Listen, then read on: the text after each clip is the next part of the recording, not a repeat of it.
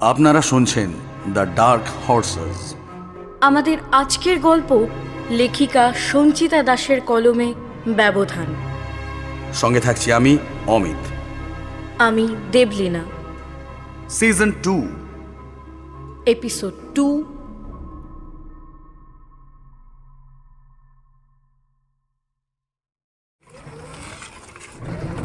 একটা টোটো গাড়িতে করে মন্দিরের সামনে নামেন বন্দনা দেবীরা।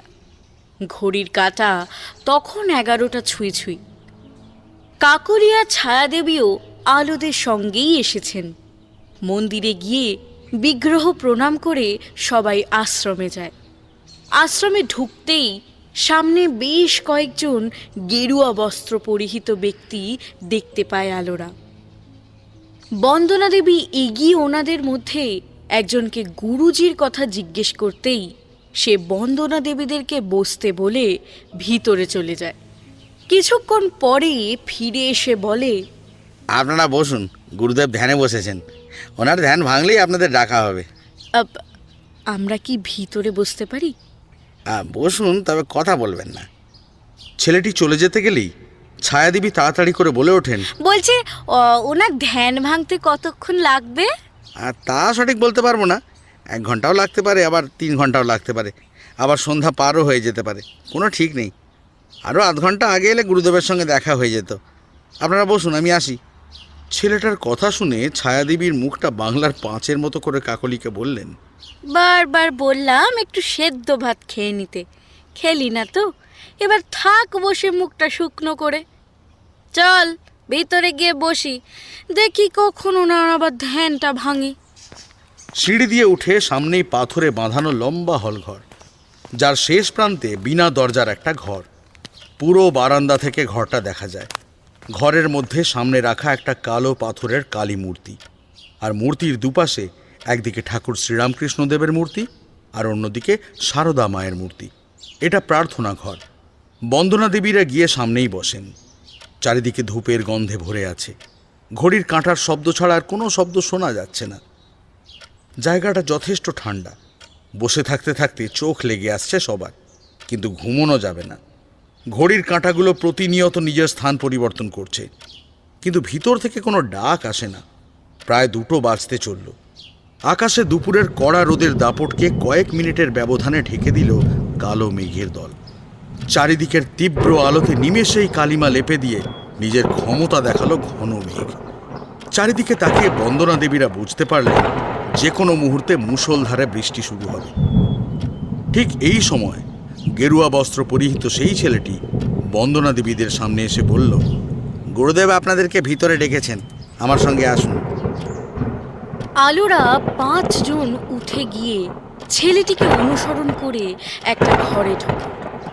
বাইরের অন্ধকারের প্রভাব ঘরেও বিদ্যমান, কিন্তু বিজলিবাতির সাদা আলো সেই অন্ধকারকে দূর করে আলোয় ভরিয়ে রেখেছে ঘরের প্রতিটা কোণা। ঘরের মধ্যে একটা ছোট চৌকি ছাড়া আর কোনো আসবাবপত্রই নেই। চৌকির পাশে একটা কাঠের প্রদীপদানি, যার উপরে একটা প্রদীপ জ্বলছে, আর সামনেই চৌকির উপরে বসে আছেন সেই ব্যক্তি যার সঙ্গে আলোরা দেখা করতে এসেছে। শিষ্যরা গেরুয়া বস্ত্র পরে থাকলেও গুরুদেব পরে আছেন শুভ্র পোশাক, সাদা ধুতি, গায়ে সাদা চাদর, কাঁধ পর্যন্ত সাদা চুল, সাদা দাড়িগুলো বুক পর্যন্ত নেমে আছে, কপালে চন্দনের টিকা, মুখে স্নিগ্ধ হাসি আর সরল চোখের চাহনি, যা দেখলে শ্রদ্ধায় আপনিই মাথা নত হয়ে আসে। আলোরা ঘরে ঢুকলে গুরুদেব তার সামনে বসতে বলেন সবাইকে। শেখরের মায়ের কথা মতো আলো শাড়ির আঁচলটা কাঁধে টেনে গড় হয়ে প্রণাম করে। আলোর দেখে কাকলিও একইভাবে প্রণাম করে গুরুদেবকে। বাকি সবাই প্রণাম করে বসে। গুরুদেব কিছুক্ষণ আলোর দিকে আর কিছুক্ষণ কাকলির দিকে স্থির দৃষ্টিতে তাকিয়ে বলেন, তোমাদের কিছু জানার আছে আমার কাছ থেকে? আমার একটা কথা জানার ছিল গুরুজি। ছায়াদেবী তাড়াতাড়ি করে বলে ওঠেন, কাকুলিকে দেখিয়ে বলেন, এই দেখুন, এই হলো গিয়ে আমার একমাত্র মেয়ে কাকুলি। কয়েকদিন পরেই ওর বিয়ে। আপনি একটু বলুন না, ওর বিয়ের পর ওর বিবাহিত জীবনটা সুখের হবে তো? ছায়াদেবীর কথা শুনে গুরুজি বন্দনা দেবীর দিকে তাকিয়ে জানতে চান, তোমার কি জিজ্ঞাস্য বলো। আমার কিছু জানার নেই গুরুজি, আপনি যা বলবেন তাই শুনব। আর আমার মেয়েটাকে একটু আশীর্বাদ করুন, ওতেই হবে আমার। গুরুজি একবার আলোর দিকে আর একবার কাকুলির দিকে তাকিয়ে বলেন, কার ভাগ্যে কি আছে সেটা একমাত্র পরমেশ্বরই বলতে পারেন। তিনি ত্রিকালদর্শী, আমরা সাধারণ মানুষ তার ইশারায় চলি মাত্র। তিনি যা করান করি, তিনি যা বলান তাই আমরা বলি। আমি তোদের দুজনকে কিছু কথা বলবো। তোরা দুজনে নতুন জীবনে পদার্পণ করতে চলেছিস। নতুন জীবনের ভিত সত্যের উপর প্রতিষ্ঠা কর। কোনো রকম ছলনার আশ্রয় নিস না, এতে তোদের ভালো হবে। এবার গুরুজি আলোর দিকে তাকিয়ে বলেন, তোর নাম কি? আলো। উপযুক্ত নাম রাখা হয়েছে। আমার কথা মন দিয়ে শোন। পরমেশ্বর সবার পরীক্ষা নেন না। যাকে তিনি পরীক্ষা দেবার যোগ্য মনে করেন তাকেই নির্বাচন করেন পরীক্ষার্থী হিসেবে। কখনো কাউকে সব দিয়ে পরীক্ষা করেন তিনি, আবার কখনো কারোর কাছ থেকে সব কেড়ে নিয়ে পরীক্ষা করেন। জীবনে চড়াই উতরাই, মান অভিমান এসব তো লেগেই থাকবে। এরই নাম সংসার।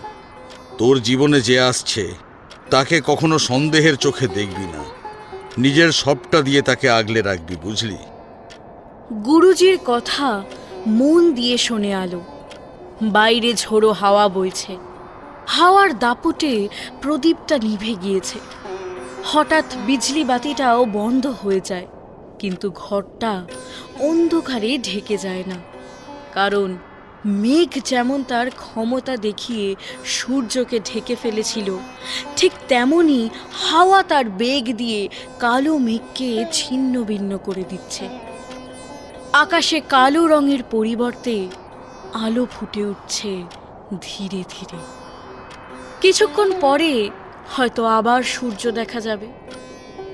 গুরুজির ওই শিষ্য একটা মোমবাতি এনে প্রদীপ জ্বালাতে গেলে গুরুজি তাকে বলেন মোমবাতিটা আলোর হাতে দিতে, প্রদীপটা আলো জ্বালাবে। আলো কোনো কথা না বলে মোমবাতি নিয়ে প্রদীপটা জ্বালিয়ে নিজের জায়গায় বসে। গুরুজি আলোকে বলেন, প্রদীপের শিখা হয়ে জ্বলো, আমি এবার যাব। গুরুজির যাওয়ার কথা শুনে ছায়াদেবী বললেন, আমার মেয়েকে আশীর্বাদ করবেন না গুরুজি? গুরুজি কোনো কথা না বলে নিজের জায়গায় বসা অবস্থায় চোখটা বন্ধ করে ডান হাতটা সামনে বাড়িয়ে দেন। যা দেখে ওই শিষ্যটি এগিয়ে এসে ফিসফিসিয়ে বলেন, যান, গুরুজি আশীর্বাদ করবেন।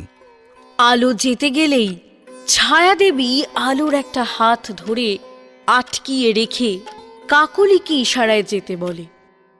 কাকলি এগিয়ে গেলে গুরুজি বন্ধ চোখেই ওর মাথায় হাত রেখে বলেন, ঈশ্বর তোকে সৎ বুদ্ধি দিক, তোর মঙ্গল হোক।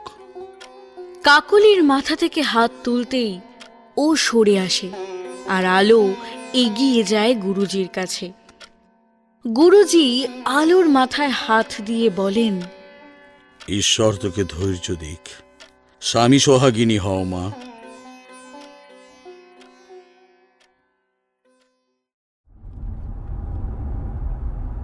আশ্রম থেকে ফেরার সময় গাড়িতে একটা কথাও বলেননি ছায়াদেবী। মুখটা ভার করে রেখেছিলেন আর মাঝে মধ্যেই আলোর দিকে রাগী চোখে তাকাচ্ছিলেন। ছায়াদেবীর চাহনি বন্দনা দেবী আর রিমি দেবীও লক্ষ্য করেছেন, কিন্তু কিছুই বলেননি। যেখানে তারা রাগের কারণটাই বুঝতে পারছেন না, সেখানে কী বা বলবেন? আর বলা মানেই ছায়াদেবীর গোটা কয়েক চ্যাটাং চ্যাটাং কথা শোনা। গাড়ি থেকে নেমে নিজের আর কাকুলির ভাড়া দিয়েই মেয়ের একটা হাত শক্ত করে ধরে টেনে বড় বড় পা ফেলে বাড়ির ভিতরে ঢুকে যান। আলো, বন্দনা দেবী আর রিমি দেবী ওদের যাওয়ার দিকে তাকিয়ে গাড়ির ভাড়া দিয়ে নিজেরাও বাড়িতে ঢোকে। সিঁড়িতে উঠতে উঠতে রিমি দেবী বললেন, দিদি, হঠাৎ কি হলো বলো তো? এত রাগের কি হলো কিছুই তো বুঝতে পারলাম না।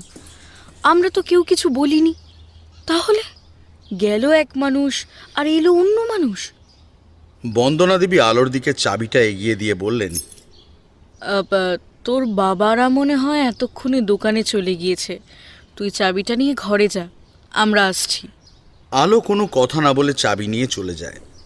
আলো যেতেই বন্দনা দেবী বললেন, রিমি, আমার কি মনে হচ্ছে জানো, গুরু যে আশীর্বাদ করার পরই ছায়ার মুখটা কেমন যেন হয়ে গেল।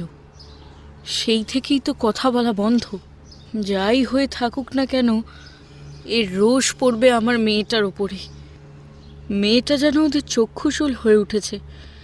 কাকলির থেকেও বড় ঘরে বিয়ে হচ্ছে, সেটা যে ওরা মেনেই নিতে পারছে না। 24 ঘন্টা দীর্ঘশ্বাস ফেলছে আলোর জন্য। তুমিই বলো, আমরা তো আর যাইনি আলোর বিয়ের সম্বন্ধ নিয়ে, ওনারা নিজে যেচে এসেছিলেন। তাহলে এখন আমরা কি করব? আলো আর শেখরের জোর যদি ভগবান তৈরি করে থাকেন, সেখানে তো আমাদের কোনো হাত নেই। ঈশ্বরের কাছে এখন শুধু একটাই প্রার্থনা, বিয়েটা যেন ভালোই ভালোই হয়ে যায়। দিদি, তুমি এত চিন্তা করো না, আমাদের আলোর খুব ভালোভাবে বিয়ে হবে। দেখো, শুনলে না গুরুজি কী বলে আশীর্বাদ করলেন আমাদের আলোকে? তখন থেকে সেটাই ভেবে যাচ্ছি গরিমি। দ্যাট, অত ভাবতে হবে না, চলো তো উপরে যাই, খুব খিদে পেয়েছে। আলো হয়তো এতক্ষণে চেঞ্জও করে ফেলেছে।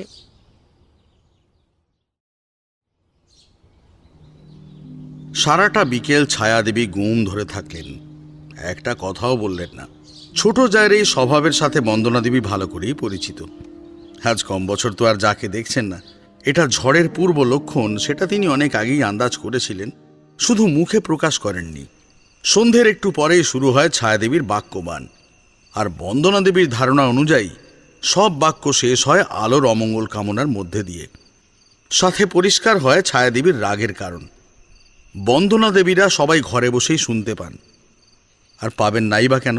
তাদেরকে শোনানোর জন্য ছায়াদেবী ইচ্ছাকৃতভাবেই জোরে চিৎকার করেই কথাগুলো বলছিলেন। বলি, যত কুবুদ্ধি কি আমার মেয়ের মাথাতেই আছে, আর কারোর মাথায় নেই? যত সব ভণ্ড সাধু, আশীর্বাদের কি ছিড়ি? সদ্বুদ্ধি হোক, ছাই হোক, নেহাত নবীনের মা যেতে বলেছিল তাই গিয়েছিলাম, না হলে এরকম সাধু না আমার ঢের দেখা আছে। বুড়ি বুড়ি সাধু আজকাল না এরকম আনাচে কানাচে ঘুরে বেড়াচ্ছে। সব বুঝি আমি, ঘাসে মুখ দিয়ে চলি না। সবই টাকার খেল বাবা। আজকালকার দিনে না সবাই টাকার ভাষাটাই বোঝে। যেই দেখেছে বড় বাড়ির বউ হবে, অমনি আশীর্বাদের ভাষাই পাল্টে গেল। খারাপ কিছু বললে যে দান ধ্যান দক্ষিণার পরিমাণটা কম হয়ে যাবে। আমার মেয়ের বা আমাদের না কারণ মনে কোনো লোভ বা হিংসা নেই।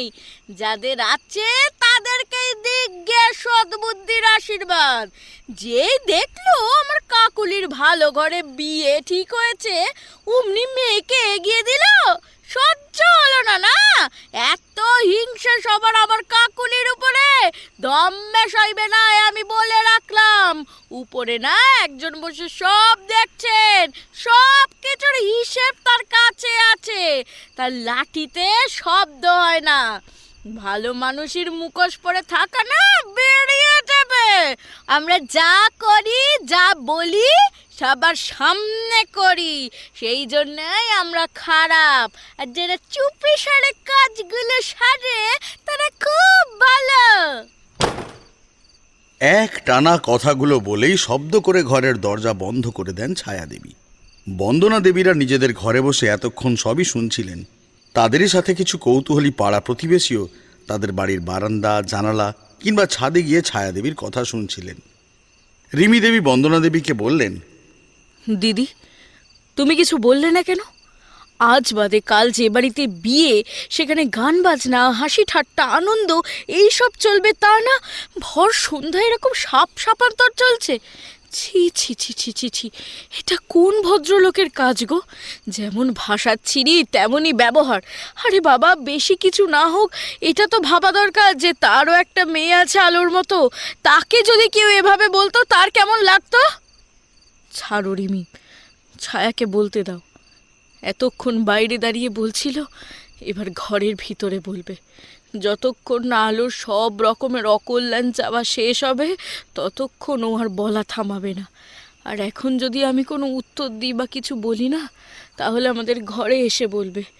তার থেকে ওর ঘরে যা করছে করুক। তুমি বসো, চা করছে আলো, খাও। শোনো না, তোমার সঙ্গে আমার কিছু কথা আছে।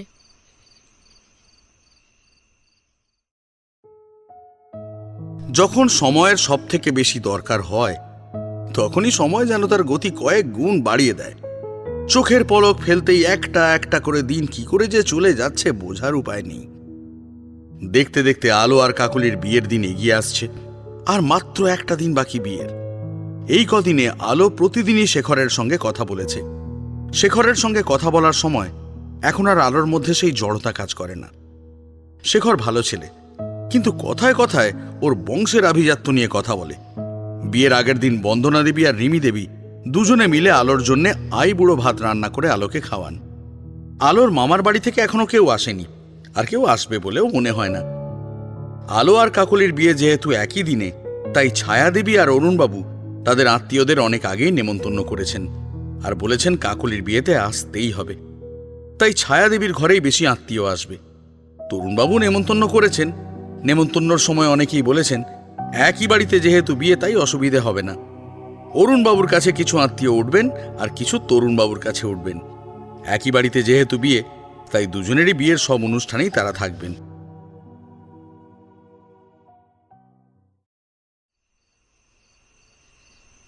বিয়ের আগের দিন সন্ধ্যায় রিমি দেবী সুশান্ত বাবুকে একটু আড়ালে নিয়ে গিয়ে বললেন, হ্যাঁ গো, আলোর জন্য যে জিনিস দুটো বানাতে দেওয়া হয়েছিল সেগুলো আনার কি ব্যবস্থা করলে? কালকে স্নান করার আগেই তো ওই শাখার পলাটা পরানো হবে আলোকে। আরে বাবা, ব্যবস্থা করা হয়ে গিয়েছে রিমি। তুমি কি ভাবছো আমার কোনো চিন্তা নেই এই বিষয়ে? আলোর জিনিসগুলো কালকে জয়ন্ত নিয়ে আসবে। আগে দিলে তো আমরাই নিয়ে আসতে পারতাম, কিন্তু ওনাদের কত বড় বিপদ গেল বলো। তুমি একদম ওসব নিয়ে চিন্তা করো না, ঠিক সময় জিনিস হাতে পেলেই তো হলো। ও হ্যাঁ, একটা কথা, আমি তোমাদেরকে না বলেই একটা কাজ করেছি। জয়ন্তকে বলেছি ওর বউকেও সাথে নিয়ে আসতে। একা কি করে থাকবে বলো তো মেয়েটা? দিদি কিছু ভাববে না তো আবার? হ্যাঁ, দিদি খুব খারাপ ভাবছে তোমাকে ভাই। এতদিনে এই চিনেছো তুমি দিদিকে? বন্দনা দেবীর কথা শুনে সুশান্ত বাবুরা দুজনেই পাশে তাকান। বন্দনা দেবী আবার বলেন, ঠিকই ধরেছি আমি, দুটিতে নিশ্চিত কোনো খিচুড়ি পাকাচ্ছে। তুমি ওদেরকে আসতে বলে খুব ভালো করেছো ভাই। কালকে লক্ষণের কাজ করার জন্য এও দরকার। আমি জানি বাড়িতে এত আত্মীয় থাকলেও ছায়া কাউকে এদিকে চট করে আসতে দেবে না। আমার আলোর জন্য 7 জন লাগবে না, 5 জন হলেই যথেষ্ট। রিমি থাকবে, সোমার মা আসবে কাল সকাল থেকে, উনি থাকবেন, আর তোমার জয়ন্তর বউ থাকবে। 3 জন তো হয়েই গেল, আর 2 জন ঠিক হয়ে যাবে। খুব চিন্তা হচ্ছে গো রিমি, রাত পোহালেই বিয়ে, আর কেন জানি না আমি মনের কোনো শান্তি পাচ্ছি না। কি জানি এত বড় ঘরে আলোর বিয়ে দিয়ে ঠিক করছি কিনা। কি আছে আমার মেয়েটার ভাগ্যে? ছোট থেকেই বড় হতভাগী গো আমার আলো। কোনোদিন তো ওর মন মতো কিছু করতে পারিনি। এখন খুব আফসোস হচ্ছে জানো। আমি কখনো একটা কথা বলিনি, কিন্তু আজকে বলছি। আমার আলো সবার থেকে আলাদা জানো তো। ওকে কখনোই কোনো কিছু ধরে শেখাতে হয়নি আমাকে। কখন যে ও নিজেই নিজে সবটা শিখে ফেলেছে আমি টেরও পাইনি জানো। বড় লক্ষ্মী মেয়ে আমার আলো, শুধু আমি ওকে বুঝতে দেরি করেছি। মা হয়েও ওকে বিশ্বাস করিনি। কথাগুলো বলতে বলতে বন্দনা দেবীর চোখ দিয়ে জল গড়িয়ে পড়ে। হঠাৎ ভারী হয়ে ওঠা পরিবেশকে শান্ত করতে রিমি দেবী তাড়াতাড়ি বন্দনা দেবীর চোখের জল মুছে দিয়ে বলে ওঠেন, ধুর, এখন থেকেই চোখের জল ফেললে বিদায়ের সময় কি ফেলবে? হ্যাঁ, চলো তো তুমি ঘরে, ওদিকে কত কাজ বাকি আছে এখনো জানো। শেখরের বাড়ি থেকে ফোন করে বলেছে সকালে নাকি ওনারা হলুদ পাঠাতে পারবেন না, একেবারে বিয়ের সঙ্গেই নিয়ে আসবেন। তখন ওই হলুদ আলোর কপালে ঠেকিয়ে দিলেই হবে। আর সকালে ঠাকুরের পায়ে ঠেকানো হলুদ দিয়ে আলোর গায়ে হলুদ হবে। কাকলিরও একইভাবেই গায়ে হলুদ হবে। ওদেরটা ওরা ব্যবস্থা করে নেবে। চলো দিদি, আমরা গিয়ে আলোর গায়ে হলুদের ব্যবস্থাগুলো করে ফেলি। আর তুমি জয়ন্তকে ফোন করে বলো ও যেন প্রথম ট্রেন ধরে রওনা দেয়, বুঝেছো?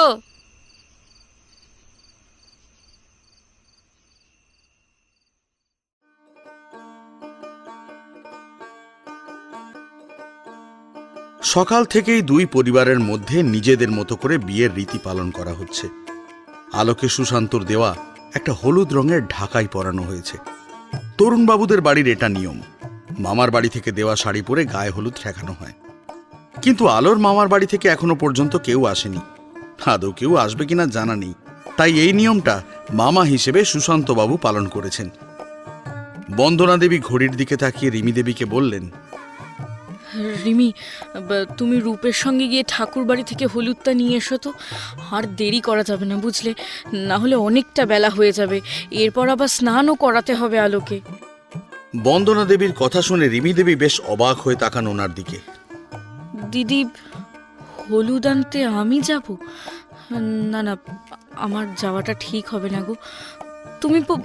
তুমি বরং অন্য কাউকে বলো না। বাড়িতে এত আত্মীয় আছে, তাদের মধ্যে কেউ গিয়ে নিয়ে আসো। আমাকে যেতে বলো না দিদি। কেন, তুমি গেলে কি সমস্যা? দিদি, বোকা বোকা কথা বলো না। তুমি ভালো করেই জানো কি সমস্যা। আমি হলুদ আনতে গেলে সবাই কি বলবে বলো তো? আমাকে কেউ কোনো লক্ষণের কাজে নেয় না। আমি দূরে দূরেই ঠিক আছি। তাছাড়া জয়ন্তরা আসবে, ওরা তো কাউকে চেনে না এখানে। বিয়ে আমার মেয়ের, আর তোমাকে আমি নিজেই যেতে বলছি। তাহলে অসুবিধের কি আছে?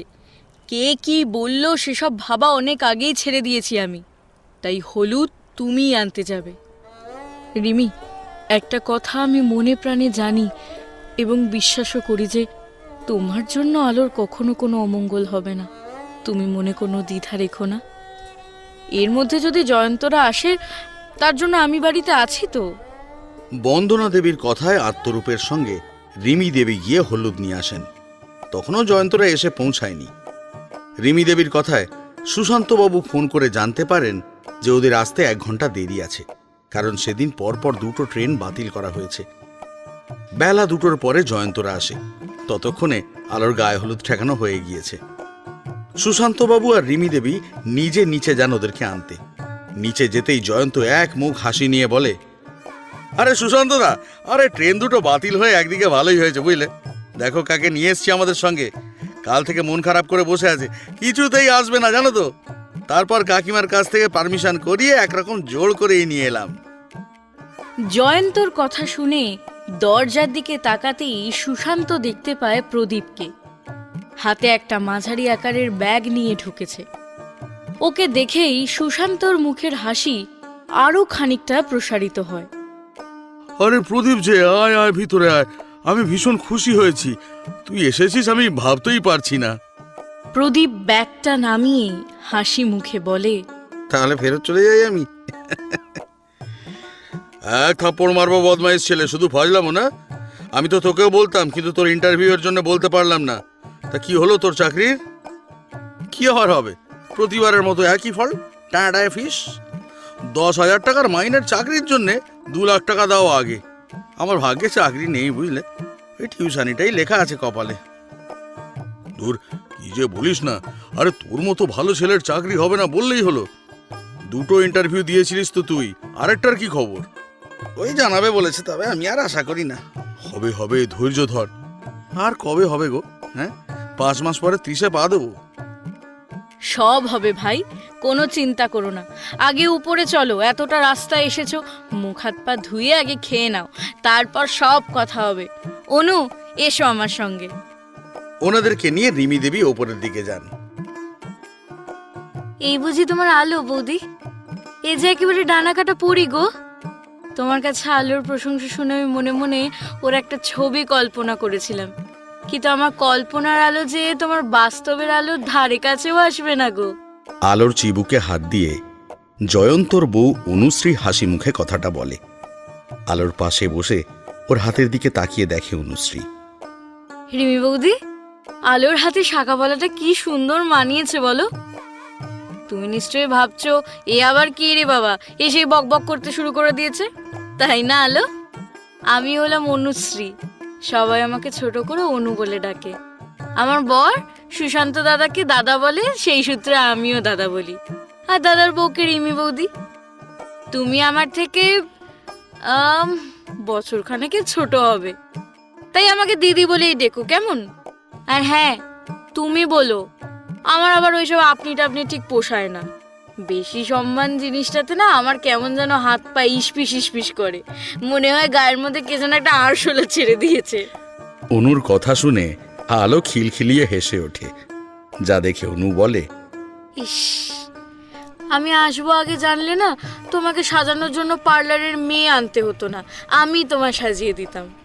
অনুর কথা শুনে রিমি দেবী বলেন, তোমার এই ইচ্ছে এখন পূরণ হতে পারে অনু। কি করে বৌদি? আলোকে সাজানোর জন্য কাউকেই বলা হয়নি।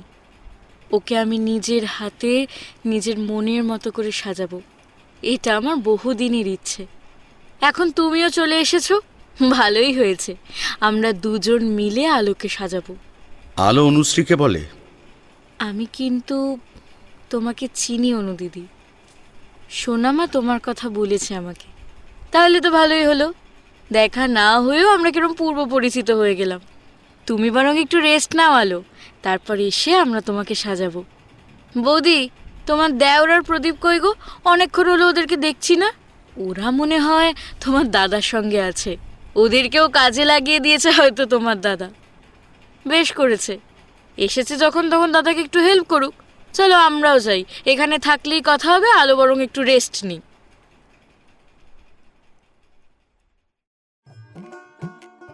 সন্ধে 6টার মধ্যেই আলোকে সাজানো শেষ। লাল রঙের বেনারসিতে আলোকে অপূর্ব সুন্দর লাগছে, ঠিক যেন লক্ষ্মী প্রতিমার মতো। রিমি দেবী আর অনুশ্রী দুজনে মিলে আলোকে সাজিয়েছে, কাকলিকে পার্লারের মেয়ে সাজিয়েছে। কাকলি যতই গয়না পরুক আর কৃত্রিম প্রসাধনী ব্যবহার করুক, আলোর শান্ত রূপের কাছে সবই যেন কম লাগে। নিমন্ত্রিত অতিথিরা একে একে আসতে শুরু করেছে। বিয়ের লগ্ন রাত 10টায়। আত্মরূপ আর প্রদীপ বাস স্ট্যান্ডে গিয়েছে শেখরদেরকে আনতে। নবীনদেরকে আনতে গিয়েছে কাকলির মামা। 7টা নাগাদ নবীনরা এসে পৌঁছায়। ছায়াদেবী জামাই বরণ করে ঘরে বসান, কিন্তু শেখররা তখনও এসে পৌঁছায়নি। ফোনের উপর ফোন করছে আলোর বাড়ির সবাই, কিন্তু শেখররা ফোন ধরছে না। নবীনদেরকে জিজ্ঞেস করলে ওরাও কিছু বলতে পারল না। শেখররা ওদেরকে বলেছে ওরাও বেরোচ্ছে, কিন্তু তারপর আর কথা হয়নি। বন্দনা দেবী চিন্তিত মুখে রাস্তার দিকে তাকিয়ে আছেন। ঘরের পাশে বরণডালা সাজিয়ে রাখা। আলোর পরিবারের সবার মুখে চিন্তার ছাপ। রাস্তায় কোনো অঘটন ঘটল না তো? বাড়িতে সবার এত চিন্তা, আর আলো কিন্তু এসবের কিছুই জানে না। কনের সাজে সেজে চোখে এক রাস স্বপ্ন নিয়ে শেখরের জন্য অপেক্ষা করছে সে। ঘড়ির কাঁটা প্রতিনিয়ত তার স্থান পরিবর্তন করছে, তার সাথে বাড়ছে আলোর বাড়ির সবার দুশ্চিন্তা। এতক্ষণ কিছু জানতে না পারলেও এবার সকলের মধ্যে যে চাপা গুঞ্জন তৈরি হচ্ছে, তা কিন্তু আলোর কান অবধি পৌঁছতে সময় লাগে না। আলোকে একা ঘরে রেখে সবাই বাইরে চলে এসেছে পরিস্থিতির গম্ভীরতা বুঝতে। আত্মরূপরাও ফিরে এসেছে বাড়িতে। আলোর মনের অবস্থা কেউ আন্দাজ করতেই পারছে না। আলোর সঙ্গে শেখরের কোনো কথা হয়েছে কিনা জানার জন্যে বন্দনা দেবী আর রিমি দেবী আলোর কাছে যান। এমনিতেও এই সময় আলোর কাছে একজনের থাকা খুব দরকার। বন্দনা দেবী আর রিমি দেবী দুজনে আলোর দুপাশে বসেন। আলো মাথাটা নিচু করে চুপ করে বসে আছে। বন্দনা দেবী আলোর মাথায় হাত বুলিয়ে শান্তভাবে বলেন, আলো, তুই একবার শেখরকে ফোন কর না মা। আমাদের কারো ফোন ওরা তুলছে না। 10টায় বিয়ের লগ্ন, এখনো ওরা এসে পৌঁছলো না, কিন্তু একই জায়গা থেকে নবীনরা চলে এলো। হ্যাঁ রে, তোর সঙ্গে আজকে শেখরের কথা হয়নি? আলো কোনো উত্তর দেয় না, চুপ করে থাকে। তখন ওর মা বলে, চুপ করে আছিস কেন? কিছু তো বল আলো। এবারেও আলোর কাছে কোনো উত্তর উনি পেলেন না। রিমি, তুমি ওকে একবার জিজ্ঞেস করো না, তোমাকে নিশ্চয়ই ও বলবে। আমি বরং একবার ওদিকটা গিয়ে দেখে আসি কোনো খবর এলো কিনা। বন্দনা দেবী উঠে এক পা এগোতেই আলোর কথা শুনে থমকে দাঁড়ান। তার সঙ্গে রিমি দেবীও চমকে ওঠেন। আলোর দিকে ঘুরে চরম বিস্ময়ের সঙ্গে বন্দনা দেবী জিজ্ঞেস করলেন, কি বললি তুই? আলো ধীর কণ্ঠে বলে, তুমি যেটা শুনেছ সেটাই মা। শেখর আসবে না মা, ও আমাকে বিয়ে করবে না। ওর মতো অত বড় অভিজাত বংশের ছেলে আমার মতো একটা মেয়েকে কি করে বিয়ে করতে পারে বলো? এতে ওদের বংশের মর্যাদায় কালি পড়বে, যে ওদের ঐতিহ্য ছোট হয়ে যাবে, একটা মস্ত বড় দাগ লেগে যাবে ওদের বংশে। আলোর কথা শুনে বন্দনা দেবী আলোর 2 হাত ধরে বিছানা থেকে নিচে দাঁড় করিয়ে বলেন, তোর মতো মেয়ে মানে? আর দাগ লাগার কথা আসছে কোথা থেকে? আলো, আলো, তুই কি বলেছিস শেখরকে? বল আমাকে, বল তুই কি বলেছিস? যা সত্যি সেটাই বলেছি। তুমি শোনোনি সেদিন গুরুজি কি বললেন? সত্যের উপরে নতুন জীবনের ভিত রাখতে। আমি তাই করেছি মা। আমি শেখরকে আমার কালো অতীতের সব সত্যিটা বলে দিয়েছি। একটু আগেই শেখর আমাকে মেসেজ করে জানিয়েছে ও আমাকে বিয়ে করতে পারবে না। বিয়েতে আসা ওদেরই এক আত্মীয়র মেয়েকে বিয়ে করবে আজকে, একই লগ্নে। আলোর কথা শুনে বন্দনা দেবী মাথায় হাত দিয়ে ধপ করে বিছানায় বসে পড়েন। রিমি দেবী বললেন, এ তুই কি করেছিস আলো? কোন ছোটবেলার একটা ঘটনা শেখরকে বলার কি দরকার ছিল তোর? ওটা একটা দুর্ঘটনা ছিল মাত্র। তখন তুই মাত্র ক্লাস 4-এ পড়তিস। এরকম ঘটনা আজকাল অহরহ ঘটছে, এগুলোকে কেউ ধরে বসে থাকে না। তাতে কি হয়েছে সোনামা? আমি তখন ছোট ছিলাম, এখন বড় হয়েছি, কিন্তু এই আমিটা তো পাল্টে যাইনি, একই আছি। কি আশ্চর্য ব্যাপার দেখো সোনামা, একদিন আমার মা আমাকে বিশ্বাস করেনি, কিন্তু আজকে একটা বাইরের ছেলে আর তার পরিবার আমার আমার প্রতিটা কথা অক্ষরে অক্ষরে বিশ্বাস করলো, যার প্রমাণ আজকে তাদের না আসা। বন্দনা দেবী আলোর 2 হাত ধরে ঝাঁকিয়ে বললেন, তুই কত বড় সর্বনাশ করেছিস তুই বুঝতে পারছিস? এই লগ্নে তোর বিয়ে না হলে আর কখনো তোর বিয়ে হবে না আলো। লগ্নভ্রষ্ট হবি তুই। আলোর মুখে এক চিলতে হাসি ফুটে উঠল, যেটাতে আনন্দ নয়, বিষাদ আর কষ্টের ছাপ স্পষ্ট দেখা যাচ্ছিল। মুখে ওই হাসি নিয়েই আলো বলল, তুমি কষ্ট পাচ্ছ কেন মা? তোমার তো আনন্দ হবার কথা। তোমার কথা কেমন অক্ষরে অক্ষরে ফলে যাচ্ছে দেখো। মনে আছে তোমার যেদিন শেখরের বাড়ি থেকে বিয়ের সম্বন্ধ এসেছিল? আমি সেদিন সোমার বাড়িতে গিয়েছিলাম। বাড়িতে আসার পর সেদিন তুমি আমাকে খুব বকেছ আর বলেছ আমার কখনো বিয়ে হবে না, সবাই বিয়ে করে শ্বশুর বাড়িতে যাবে আর আমি দাঁড়িয়ে দাঁড়িয়ে দেখব। তাই তো হচ্ছে মা, একটু পরে কাকলি দিদির বিয়ে হবে আর আমি দেখব। কালকে সকালে দিদি শ্বশুর বাড়ি যাবে আর আমি দেখব। লগ্নভ্রষ্ট মেয়ে সারা জীবন তোমাদের ঘাড়ে বসে থাকবে, তোমার ছেলে একটু শান্তি পাবে না মা। আজ পর্যন্ত এমন কোনো সন্তান জন্মায়নি মা যে তার বাবা মায়ের অভিশাপ থেকে বেঁচেছে। তাহলে আমি কেন বাদ যাব বলতে পারো? বন্দনা দেবী মেয়ের অভিমানে ভরা কথাগুলো শুনে স্তব্ধ হয়ে যান। তিনি ভাবতেই পারছেন না তার বলা প্রতিটা কথায় আলো এত কষ্ট পেয়েছে। তিনি মেয়ের দিকে তাকিয়ে ব্যথাতুর কণ্ঠে বলেন, এত অভিমান তোর আমার উপরে? তুই শুধু আমার মুখের কথাগুলো শুনলি আলো? ওগুলো যে একটাও আমার মনের কথা নয় সেটা তুই বুঝলি না। আমি তোর মা আলো, তোর শত্রু নই। রিমি, রিমি, এখন আমি কি করব বলো তো? আমি যে আর ভাবতে পারছি না, আমার মাথা যে কাজ করছে না। রিমি, রিমি, রিমি, তুমি শিগগির রূপকে আর ভাইকে ডাকো। রিমি। আলোর বিয়ে ভাঙার কথা দাবানলের মতো গোটা বাড়িতে ছড়িয়ে পড়ল। সবাই একে একে এসে ভিড় জমাতে শুরু করলো আলোদের ঘরে। বিয়ের বাড়ি নিমেষেই শোকের বাড়িতে পরিণত হলো। তরুণবাবু এই খবর পেয়ে অসুস্থ হয়ে পড়লেন। তাকে ঘরে শুইয়ে মাথায় জল দেওয়া হচ্ছে। আলোর পরিবারের সবাই কিংকর্তব্য বিমূঢ় হয়ে পড়েছে। এই মুহূর্তে তাদের কি করা উচিত কেউ বুঝে উঠতে পারছে না। বন্দনা দেবী নীরবে চোখের জল বিসর্জন দিচ্ছেন। আলোর বিয়ে ভাঙাতে এক একজন এক এক কথা বলছে। এই রকম সময়ে এই সবের মধ্যেও ছায়াদেবী কিন্তু তার বিষ বাক্য প্রয়োগ করতে পিছপা হলেন না। তিনি বললেন, লোভের ফল দেখো এবার। কথায় আছে, ধর্মের কল বাতাসে নড়ে। অনুশ্রীকে আলোর কাছে বসিয়ে রেখে তরুণবাবু, আত্মরূপ, সুশান্ত, বন্দনা দেবী আর রিমি দেবী একত্র হয়েছেন। ঘটনার আকস্মিকতায় কারোর মুখে কোনো কথা নেই। তরুণবাবু কপালে হাত রেখে চোখ বন্ধ করে শুয়ে আছেন। তাকে তো বলাই যাবে না। সুশান্তবাবু বন্দনা দেবীকে কিছু বলতে গেলে তিনি চোখের জল ফেলে বলেন, আমাকে আর কিছু বলো না ভাই, তুমি আর রূপ যা করার করো। আমি যে আর কিছু ভাবতে পারছি না সুশান্ত। আর আর তোমরা কিছু করতে না পারলে আলোকে একটু বিষ খাইয়ে দিও, ওটাই ওর জন্য ভালো হবে। তুমি চুপ করো তো মা, সব সময় উল্টোপাল্টা কথা না বললে কি তোমার নয়? এমনিতে এত বড় সমস্যা, তার উপরে তোমার এইসব কথাবার্তা, এগুলো ভালো লাগছে না আমার আর। তোমার এই কথার জন্যই একদিন আলো নিজেকে শেষ পর্যন্ত করতে গিয়েছিল। সেদিনের কথা মনে হলে এখনো আমার গা শিউরে ওঠে। সেদিন আমার ছাদে যেতে আর এক মুহূর্ত দেরি হলে কি যে অনর্থ ঘটে যেত।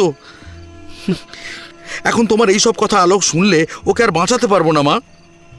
আত্মরূপের কথা শুনে ওখানে থাকা সবাই অবাক হয়ে বড় বড় চোখে ওর দিকে তাকায়। আত্মরূপ বলে, আমি কথাটা কাউকে কোনো দিনও বলিনি।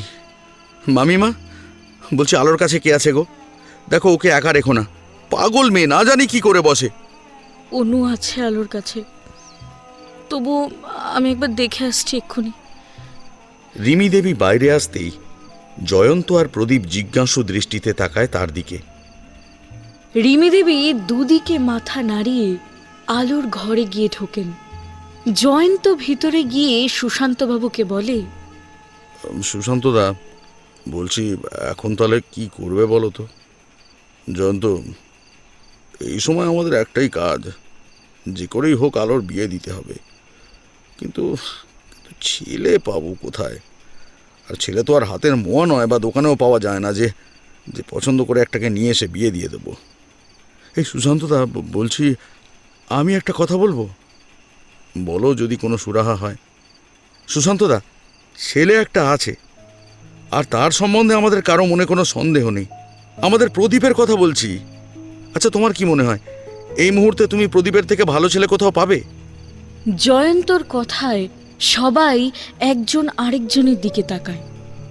হঠাৎ এই পরিবারের নেমে আসা নিকষ অন্ধকারে প্রদীপ নামটা যেন একটা আশার আলোর রেখা হয়ে দেখা দেয়। রিমি দেবী ঘরে ঢোকার সময় জয়ন্তর কথা শুনে বললেন, জয়ন্ত ঠিক বলেছে।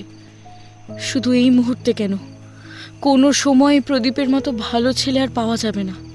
ওকে তো আমরা আজকে থেকে দেখছি না, ওর মতো ছেলে হয় না। তুমি কথা বলো প্রদীপের সঙ্গে, রাজি করাও ওকে। আলোর বিয়ে প্রদীপের সঙ্গেই হবে। আর ভাববার সময় নেই আমাদের কাছে। রাত 9:30 বেজে গিয়েছে। 10টার লগ্নে তো আর বিয়ে সম্ভব নয়। 11টায় বিয়ের আর একটা লগ্ন আছে, তখনই আলোর বিয়ে হবে। তোমরা কি বলো দিদি? তোমরা যা ভালো হয় তাই করো। আমি আর কি বলবো রিমি, আমাদের আর কিছু বলার মতো অবস্থা নেই। তরুণবাবু জয়ন্ত আর রিমি দেবীর কথা শুনে উঠে বসে বললেন, সুশান্ত, বলছি তুই কিছু বলছিস না কেন? আমি তো এটাই ভেবে পাচ্ছি না যে এই কথাটা আগে আমার মাথায় এলো না কেন। প্রদীপ খুব ভালো ছেলে তরুণদা, চোখ বন্ধ করে ওকে বিশ্বাস করা যায়। আর যেদিন সময় পায় আমার দোকানে আসে, কথাবার্তা, আচার ব্যবহার সব দিক দিয়েই প্রদীপের কোনো তুলনা হয় না। আর সব থেকে বড় কথা কি জানো, ও খুব অনেস্ট একটা ছেলে। আমাকে সুশান্তদা বলে, কিন্তু আমার থেকে অনেক ছোট। ও তো জয়ন্তর বয়সী। তরুণবাবু সুশান্তবাবুর হাত দুটো ধরে বলেন, সুশান্ত, তুই ছেলেটার সাথে কথা বল, আমার মেয়েটাকে বাঁচা। দরকার হলে আমি নিজে ওর সামনে নত হব, ওর হাতে পায়ে ধরব। আরে তরুণদা, তুমি এত উতলা হও না, তোমার শরীর ভালো নয়। আমি কথা বলছি প্রদীপের সঙ্গে, তুমি বসো। এই জয়ন্ত, বলছি প্রদীপ কোথায় রে? এতক্ষণে তো আমার সঙ্গে বাইরেই দাঁড়িয়েছিল। আমি ঘরে এলাম আর ও নিচে গেল। ওকে ডেকে নিয়ে আয়, আর তোমরা সবাই একটু বাইরে যাও, প্রদীপের সঙ্গে আমি কথা বলবো। রিমি, তুমিও থাকো আমার সঙ্গে, ও তোমার কথা শোনে।